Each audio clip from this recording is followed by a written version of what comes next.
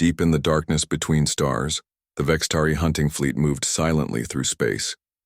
For 10,000 cycles, these aliens had been the most feared hunters in the galaxy. No other species could challenge them.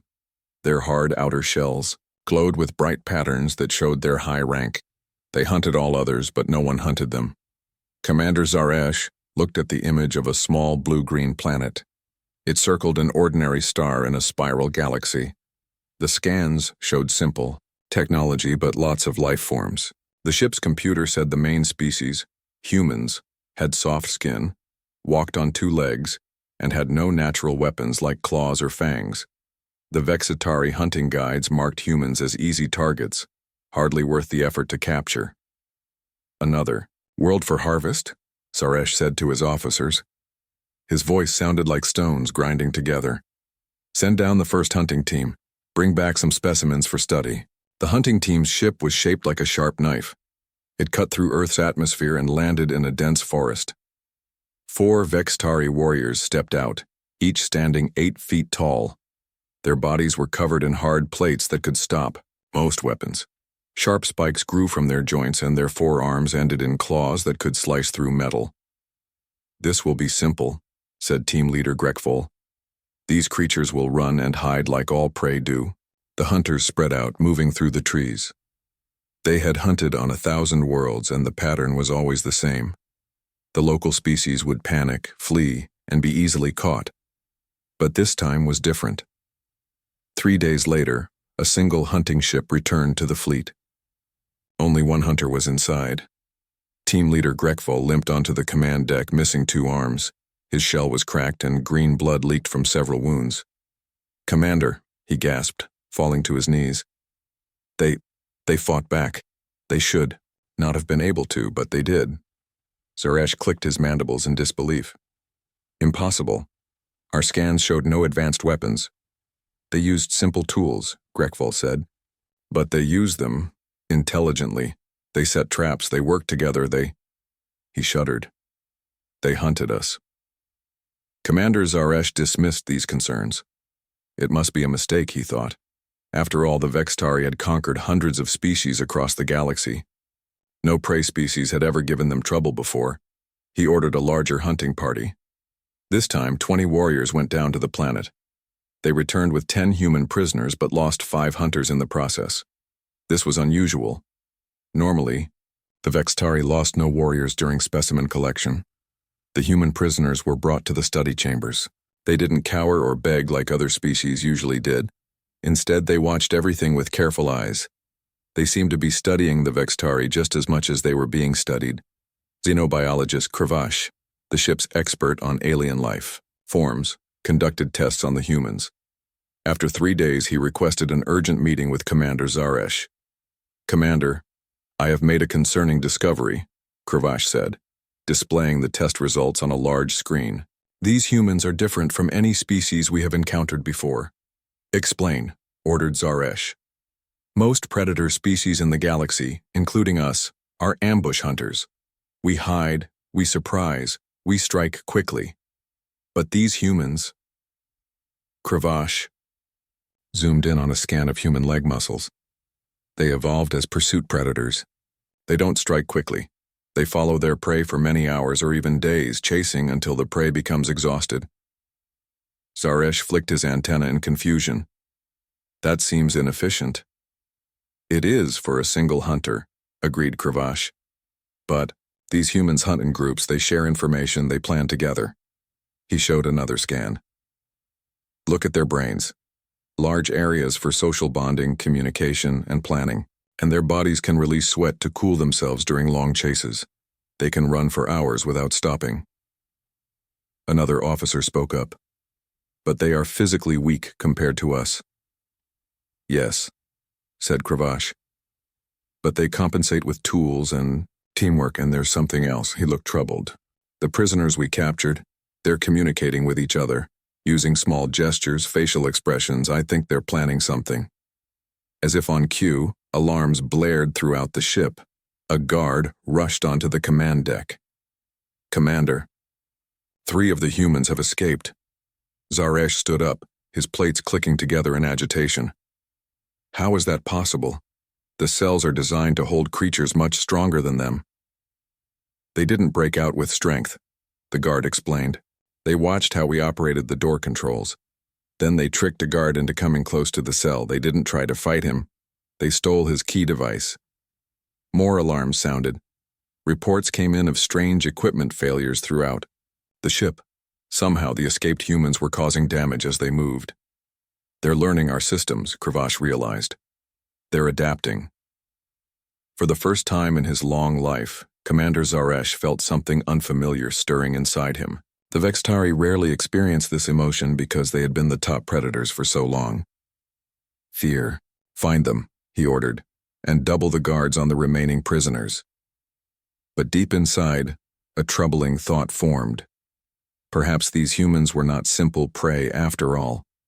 Perhaps the galaxy's apex hunters had finally met a species they should not have challenged. As the ship's hunters rushed to recapture the escaped humans, Zaresh couldn't shake a strange feeling. For the first time ever, the Vexari might be the ones being hunted. 1 month after the first contact, things were not going as planned for the Vexari. What should have been an easy harvest operation had turned into something no Vexari had ever experienced before. The hunters were now being hunted.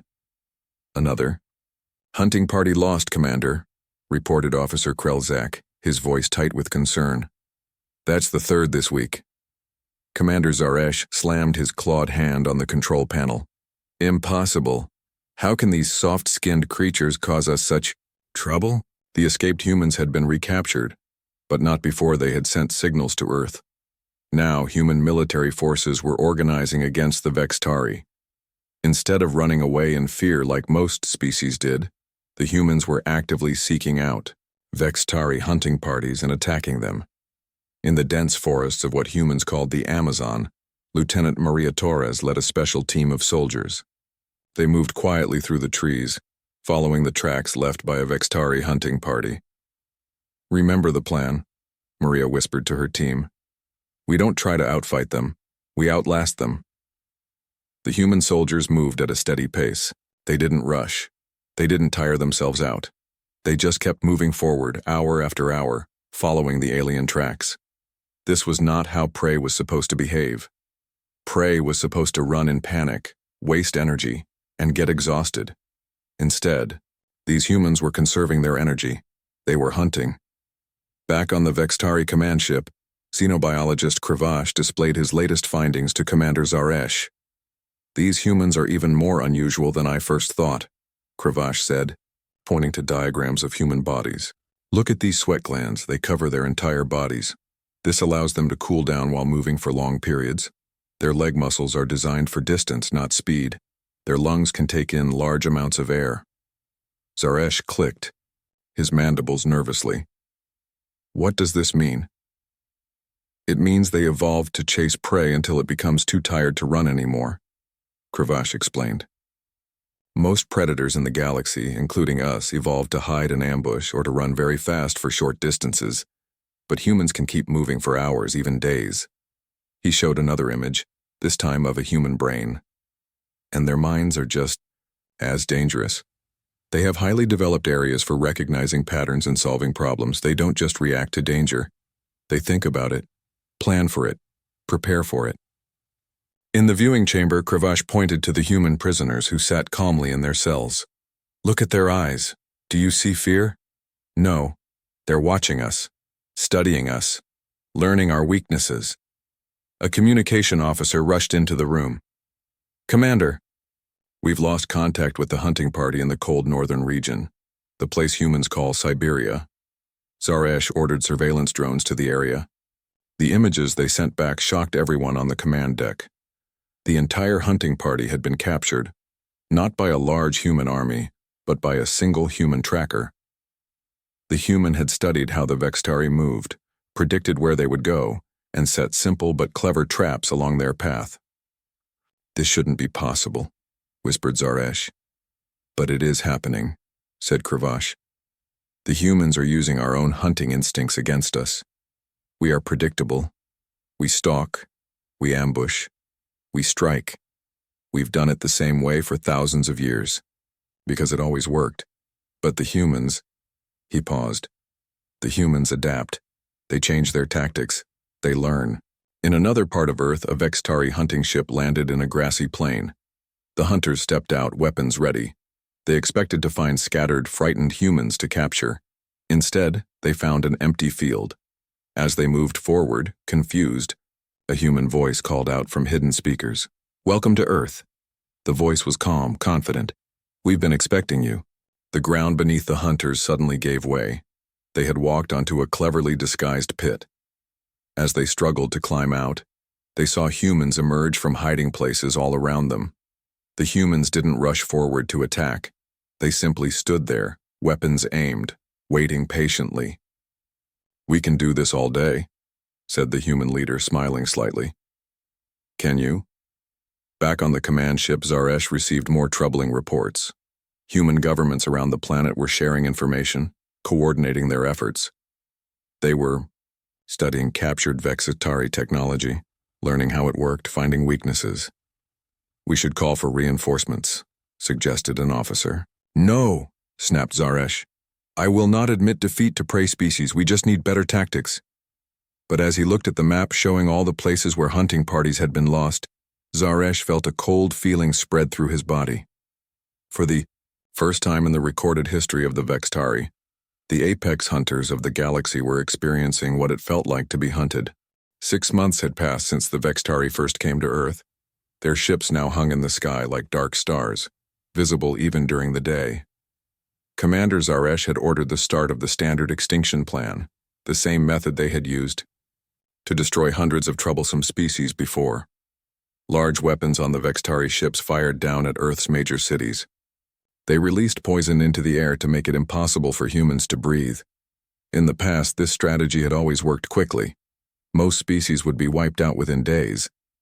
But humans were proving surprisingly hard to kill. "They've gone underground," reported Krelzak, looking at the scanner readings. "They've built shelters beneath the surface where our poisons can't reach them. And they're still fighting back. In a hidden laboratory beneath the ruins of what was once Lagos, Nigeria, Dr. Amir Okafor worked day and night. His team had captured a damaged Vexari ship and was taking it apart piece by piece. "Try it again," Dr. Okafor said to his assistant. They were attempting to make a Vexari weapon work. So far, they had failed 12 times. But Dr. Okafor wasn't discouraged. Each failure taught them something new. Humans are pursuit predators in more ways than one, he explained to the military officers who visited his lab. "Not just in how we hunt with our bodies, but in how we hunt with our minds. We chase solutions until we catch them." The 13th attempt to activate the alien weapon failed too. Dr. Okafor simply nodded, made some notes, and prepared for attempt. Number 14. On the other side of the world, General Elena Rodriguez implemented what she called the wearing down strategy. Her forces didn't try to win big battles against the Vexari. Instead, they attacked in small groups, then retreated before the aliens could respond with full force. They struck at supply lines, destroyed communication equipment, and then disappeared back into the landscape. "We don't need to win every fight," she told her soldiers. "We just need to outlast them." This concept confused the Vexari completely. In their evolutionary history, conflicts were decided quickly and decisively. The predator either caught its prey or it didn't. The idea of a slow, grinding war of attrition was alien to them. On the Vexari command ship, arguments broke out among the leaders. "This harvest has cost us too much already," said Commander Vexalor of the Second Fleet. "The humans are too much trouble for too little gain. There are easier worlds to hunt," but Zaresh had become obsessed with defeating the humans. "No species has ever resisted us like this. If we leave now, other prey species might learn from them. The natural order would be threatened." Xenobiologist Kravash had made another disturbing discovery. He requested a private meeting with Zaresh to share his findings. "I've been studying human history," Kravash said, displaying images from Earth's past. "These humans have nearly been wiped out multiple times in their evolutionary history. Look at these DNA records. Their population once dropped to just a few thousand individuals. So they are fragile," said Zaresh with satisfaction. No, that's the opposite of what I'm saying, Kravash corrected. They survived those near extinctions and grew stronger from them. Unlike us, who evolved as the dominant species with few challenges, humans evolved through constant struggle. He showed more images. Humans surviving in deserts, in frozen wastelands, in mountains with thin air.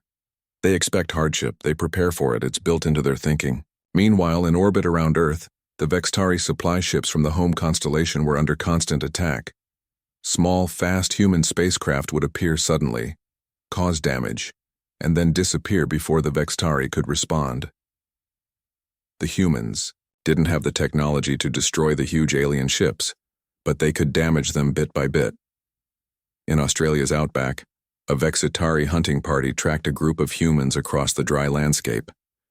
The aliens moved quickly at first, expecting to catch their prey easily, but hour after hour, the humans stayed just ahead of them. The hot sun beat down.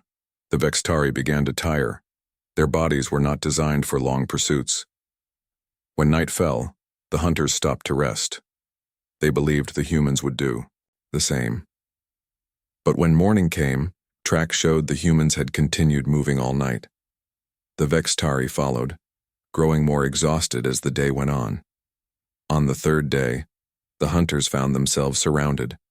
The humans had led them in a circle right into a trap. Too tired to fight effectively, the Vexitari were captured. Similar scenes played out around the world. Humans used their endurance and knowledge of the land to outlast the alien hunters. Dr. Okafor's team finally succeeded on their 27th attempt. They had reverse-engineered a Vexitari shield generator. It wasn't pretty. It was a mix of alien technology and human parts. But it worked. Soon, underground factories were producing thousands of shields that could protect against Vexitari weapons. Their technology isn't actually that advanced, Dr. Okafor told his team. They've just had it longer than we have, but we're learning faster than they can adapt. On the command ship, Kravash presented one final troubling report to Zaresh. The humans have started using this symbol in their communications, he said, showing an image of a simple drawing. It showed a human figure chasing a Vexitari. What does it mean? Asked Zaresh. It's a message, said Kravash. It means they won't stop, they won't give up. They'll keep pursuing us no matter how long it takes. Zaresh stared at the image. The Vexitari had designed their war machines for quick victories, but the humans seemed designed for the long chase, and they were just getting started. 2 years into the war, the Vexitari faced a crisis unlike anything in their long history. 3 of their colony ships had been captured by human forces. Listening stations throughout the solar system had gone silent. Supply lines from their home stars were constantly under attack. But what confused the Vexitari most was how humans worked together. The Vexitari, like most predator species, operated with strict rules about who was in charge. They rarely cooperated except when absolutely necessary. Humans, however, showed a strange ability to form groups that worked together. Look at this, said Kravash, showing Commander Zaresh some intercepted communications. These human military units come from places that were enemies just a few years ago. Now they fight side by side against us. On Earth, Colonel Tanaka led a mixed force of soldiers from 12 different countries. Their mission was to attack the main Vexitari base in the southern hemisphere. Remember, we all have different skills, he told his team. Use them together. The Russian soldiers were experts in cold weather fighting. The Brazilian troops knew jungle warfare. The Australian Special Forces were masters of desert survival. By combining their knowledge, they could attack the aliens anywhere. Zaresh watched recordings of human battles with growing concern. Why would they risk themselves for each other? It makes no sense. In Vexitari thinking, other members of your species were competition. You worked with them only when necessary, and you certainly didn't sacrifice yourself for them. But humans frequently put themselves in danger to save others. During an attack on a Vexitari weapons factory, a human soldier deliberately drew enemy fire so others could advance. The Vexitari computers couldn't understand this behavior. It went against all their ideas about survival. They hunt in packs, Kravash explained to the increasingly troubled command staff. But it's more than that. Their entire species can function as one huge pack when threatened. Their social structures evolved specifically to help them hunt better, through cooperation. Another disturbing development was happening. Humans were not just using captured Vexari technology, they were improving it. When other species captured Vexari weapons or ships, they would use them as they found them. Humans, however, took things apart, understood how they worked, and then made them better. In Dr. Okafor's lab, scientists had modified a Vexari energy weapon to work with Earth's power systems. They had made it smaller, lighter, and easier to use for human hands. They were mass-producing these modified weapons in hidden factories around the world. We don't just adapt environments to suit us like other species do. Dr. Okafor told a group of new engineers joining his team. We adapt ourselves and our tools to meet new challenges. We enhance our natural hunting abilities with technology. The Vexari noticed another strange thing about humans. They shared information incredibly fast. If one human group found a weakness in Vexari armor, within days human fighters around the world were targeting that same weakness. The Vexari communication system was more advanced, but humans used theirs more effectively. In a captured Vexari base in Canada, human scientists made an important discovery. The Vexari bodies were incredibly strong, but their minds were surprisingly simple in some ways. They were excellent at hunting tactics, stalking, ambushing, killing, but they struggled with new situations that required different thinking. Their brains evolved for one kind of hunting, explained Dr. Chen to the military leaders. They're like sharks, perfect at what they do, but not flexible. Human brains, in contrast, had evolved to handle many different challenges. Early humans had to hunt, gather plants, make tools, avoid predators, and work together in groups. This created minds that could solve many kinds of problems. On the Vexari command ship, Zaresh received more bad news. Human ships had been spotted, near the edges of Vexari space, far from Earth. Somehow, they had captured enough alien technology to build ships that could travel between stars. How could they learn so quickly? Demanded an angry commander from the home world, his image flickering on the communication screen. You said they were primitive. Their technology is primitive, Zaresh admitted. But their minds are not. They learn faster than any species we've encountered. Kravash, who had been studying humans longer than anyone else, tried to explain. The difference is that we evolved as the top predators in our environment. For millions of years, we had no real competition or challenges. But humans evolved facing constant threats, large predators, changing climates, food shortages. This created a species that expects problems and solves them. As Vexari ships began to retreat from Earth's solar system, they left behind hidden observation stations. The data these stations sent back sparked intense debate among the Vexari leaders. The humans were not killing all the defeated Vexari soldiers. Instead, they were offering them choices: cooperate and share information, or be kept as prisoners. Some humans even suggested peaceful coexistence once the fighting ended. This idea, that predator species might choose not to eliminate competitors, went against everything the Vexari believed about how the universe worked. A species strong enough to defeat them but unwilling to destroy them completely? It made no sense in the Vexari worldview. In their confusion, they missed something important. Humans didn't just hunt with their bodies or their weapons, they hunted with their minds too. And now they were hunting for the Vexari homeworld. 3 years after the Vexari first arrived at Earth, the situation had changed completely. What began as a simple harvest operation had turned into the greatest defeat in Vexari history. Human forces had captured enough Vexari ships to form their own space fleet. The United Nations Space Force, led by Admiral Hassan, pushed beyond Earth's orbit, taking the fight to Vexari bases throughout the solar system. We've analyzed their star maps, Admiral Hassan told the world leaders in a secure underground meeting room. We know where their home systems are located, we know their patrol routes, and most importantly, we know their weaknesses. What terrified the Vexari was not just that humans had learned to fight back effectively, but how quickly they had advanced. Technologies that had taken the Vexari hundreds of years to develop were reverse-engineered by humans in months. The pattern is clear, Kravash explained to the increasingly desperate Vexari leadership. The Vexari evolved to perfect existing abilities: stronger armor, better claws, more deadly venom. But humans evolved to constantly create new solutions. Innovation is built into their thinking.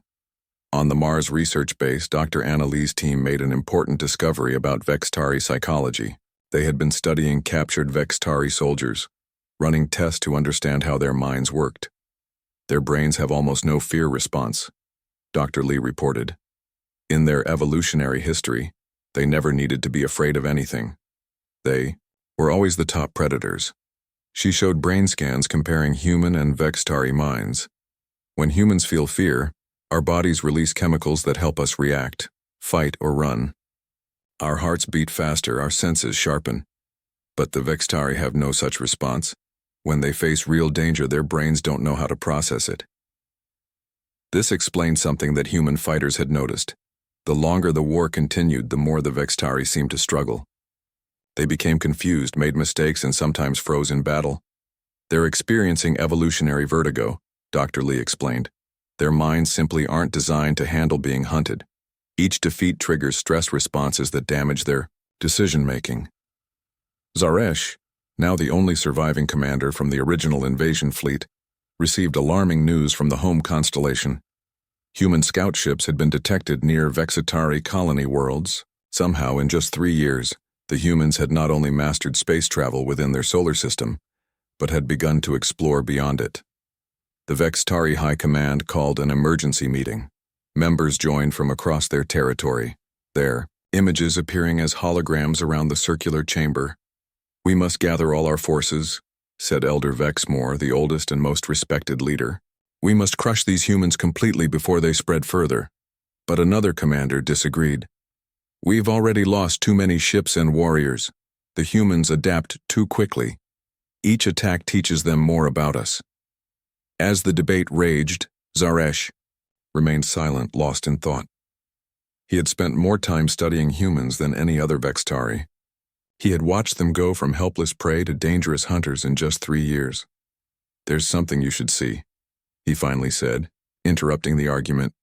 He displayed images from Earth, cities being rebuilt, fields being replanted, children playing in areas that had once been battlegrounds. "While we've been fighting them, they've also been healing their world. They don't just destroy, they create, they build."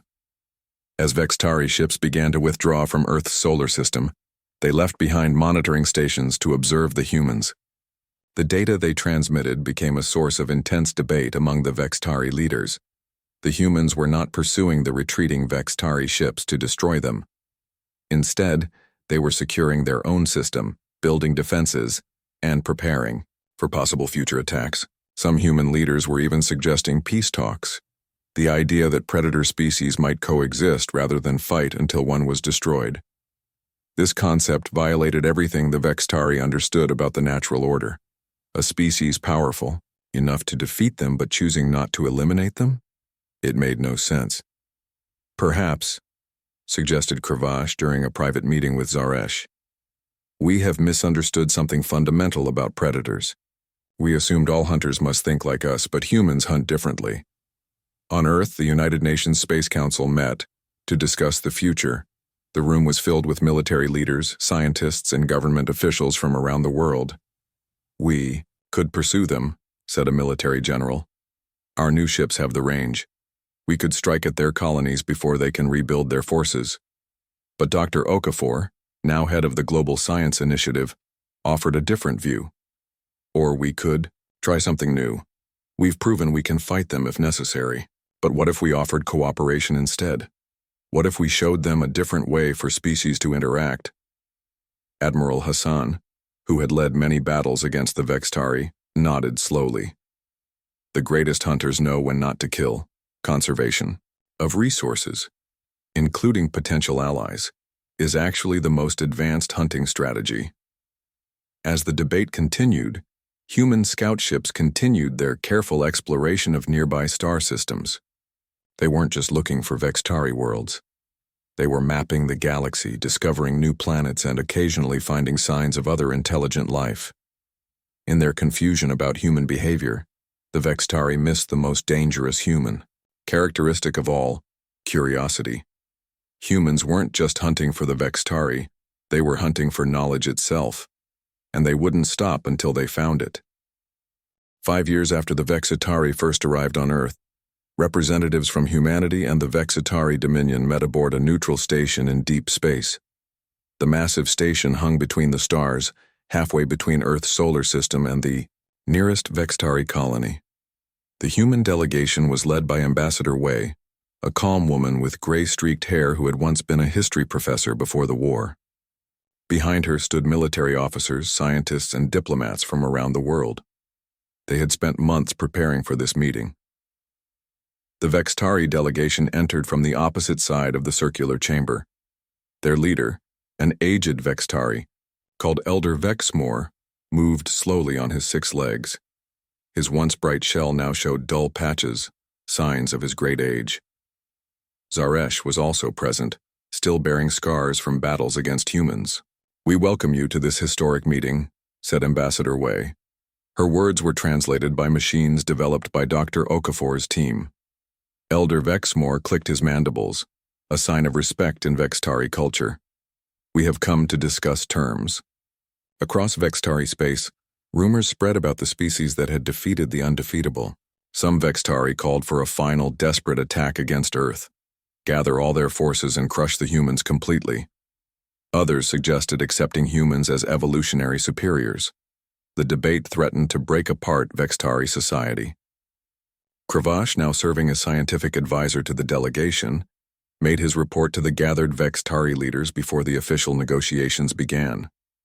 "What makes humans truly unique is not their physical bodies nor even their technology," he explained. "It is their cognitive flexibility. When we hunt, we follow patterns refined over thousands of generations. When humans hunt, they create new patterns constantly. They improvise. They imagine situations that have never happened and prepare for them." The elder nodded slowly. "So they are superior predators." "Not exactly," said Cravache. "They are different predators. They can be incredibly destructive, yes, but they can also build, create, and heal. They can choose paths that we would never consider." To demonstrate this point, Ambassador Wei revealed humanity's latest achievement during the negotiations, a cooperative defense initiative that included 3 other species previously hunted by the Vexitari. Under human guidance, these former prey species had developed their own space travel capabilities and formed an alliance. "You hunt alone," Wei told the Vexitari delegates. "We hunt together, and we invite you to join us." On screens around the chamber, images appeared showing joint human-alien science projects, shared defense systems, and trading outposts where different species worked side by side. The Vexitari delegates were confused. In their evolutionary history, predators competed with other predators. They didn't cooperate with them, and they certainly didn't help prey species become stronger. "Why would you strengthen potential competitors?" asked a young Vexitari commander. Admiral Hassan, who had led many battles against the Vexitari, answered, "Because diversity makes us all stronger. Different species think differently, see problems from different angles, and find solutions we might miss on our own." The negotiations continued for several days. The humans didn't demand surrender, as the Vexitari would have done. Instead, they proposed a treaty with clear boundaries, rules for interaction, and gradually increasing cooperation. The final decision came not from strength, but from practicality.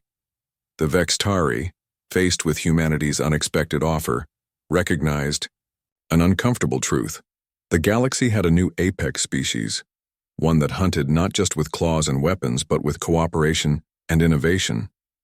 As the treaty was signed, Zaresh approached Ambassador Wei privately.